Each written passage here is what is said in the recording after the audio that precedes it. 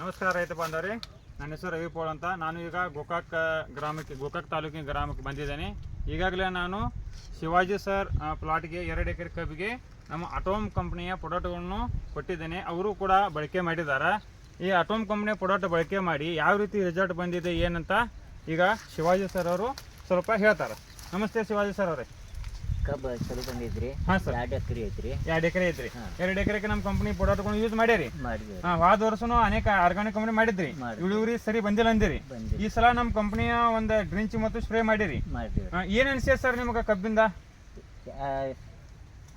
ಬರ್ರಿ ಸರ್, ನೋಡಿ ಬರ್ರಿ ಸರ್. ಚಲೋ ಐತ್ರಿ ಕಬ್ಬು. ಚಲೋ ಐತ್ರಿ ಒಟ್ಟು ಕಬ್ರಿ. ಕಬ್ಬು ಚಲೋ ಐತ್ರಿ. ಗುಂಟೆಗೆ ಏನು ಬೀಳ್ಬೋದು ಸರ್ ನಿಮ್ಮ ಲೆಕ್ಕಲೇ ರೀ? 2.5 ತಗ 2 ತಗ ಬೀಳ್ಬೋದ್ರಿ. ಹೋದ ವರ್ಷ ಗುಂಟೆಗೆ ಎಷ್ಟು ಬಿದ್ದಿತ್ರಿ? 1 ಬಿದ್ದಿತ್ತು. ಒಂದು ಮ್ಯಾಗ ಬಿದ್ದಿತ್ತು ಅಂತ ಹೇಳಿದ್ರಿ. ಈ ಸಲ ಈ ರೀತಿ ಕಬ್ಬು ಐತ್ರಿ. ಈ ರೀತಿ ಚಲೋ ಐತ್ರಿ. ಹಾ ರೀ, ಒಳಗೆ ಹೋಗಕ್ಕೆ ಬರಂಗಿಲ್ರಿ.